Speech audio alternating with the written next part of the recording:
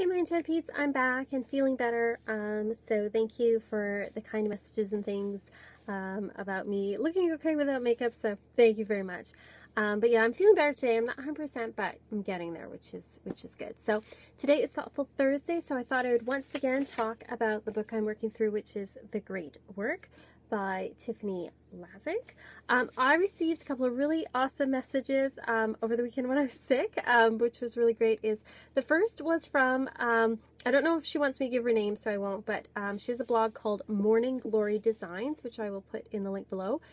She's an amazing blogger. She's Canadian, and she makes wonderful outfits and dresses and all sorts of things. So check out her blog, check out her stuff. But she sent me a message because she went into the Hive and Grove, which is the store and holistic wellness center that's owned by this lady in Toronto. And she mentioned to her that I was doing videos about this, which I thank you so much. You know who you are. Thank you so much for passing that on. And then the author went and saw my video and sent me a really lovely message. Thank you, Tiffany. Thank you so much. I really appreciate, I love this book. I love that it combines psychology and the Wheel of the Year and spirituality kind of all into one thing. There's too many books to just kind of compartmentalize it all, and this puts it all together, which I think is really wonderful. So thank you so much for the wonderful messages and for sharing my video, and thank you to Morning Glory Designs for passing that on. So I'll put the links to both the Facebook page for this book and to Morning Glory Designs blog down below, but thank you again. So this week we are still working in the cycle towards Imbolc, and this week is entitled, this is week 5, Energetic Reflection on the Root Chakra. So obviously this the element is earth, and so that's connected to your root chakra, which is your base chakra, which, if you don't know, is located at the bottom of your spine and is in most traditions is colored red.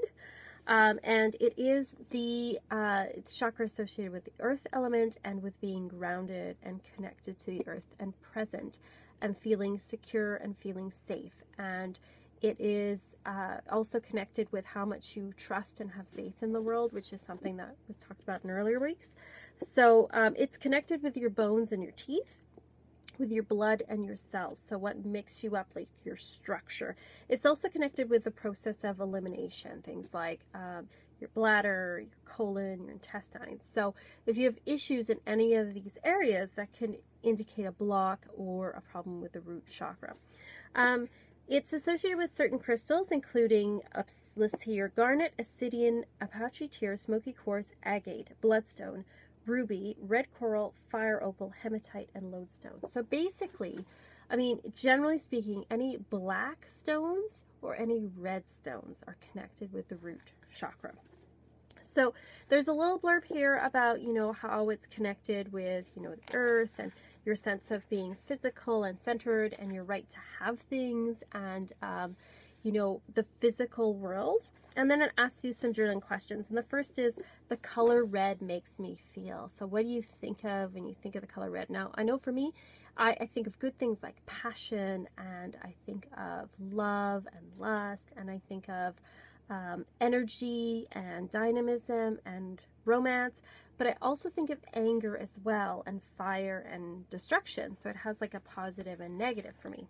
And then the second question is, how do you respond to being alone? How comfortable you are being alone? Do you always have to have people around you?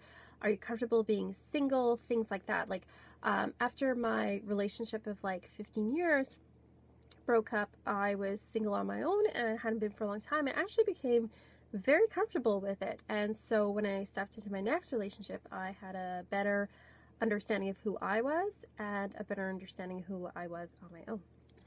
Next one is, reflect on how many home or job changes you've experienced in your life. And this can affect your root chakra. You know, if somebody's moving around all the time, that may show they have issues with being grounded and stable, or if they're always changing jobs all the time, that can also show instability. But then again, if you never move and you never change job, that might mean that you are feeling a little sluggish in that area. So, you know, it's always a balance, right? What has been the cause of relationships ending for you? So some people are scared of commitment. They run away all the time, or they run around or whatever. You know, for me, it wasn't something I did that ended the relationship. But you know, I could see how somebody who, you know, has root chakra issues, if they don't feel safe, they might have a problem with commitment, or they might be very clingy because they have a problem with abandonment. They don't trust things. What situations would prompt a feeling of fear for you? So your sense of safety. And when I answered this, I thought of mostly like physical things, like, you know, if I was being threatened, or you know, emotionally threatened makes me feel fearful, or a dangerous situation, or any kind of like natural disasters. Like, you know, those shows about natural disasters, like hurricanes from around the world or whatever, or tornadoes and volcanoes. You know, I really hate those things because those make me fearful because I can't control them, which I hate. In what ways do you exercise your body and encourage its strength? So how comfortable and present are you in your body? Do you feel comfortable being strong? You know, things like that, because especially as women, we're encouraged to not be strong, you know, to be weak. And I think that has, you know, not been very helpful to women in general. But, you know, how much do you take care of your body, your physical self? And then finally, reflect on whether your eating and sleeping habits feel healthy and balanced, because sleeping is another thing.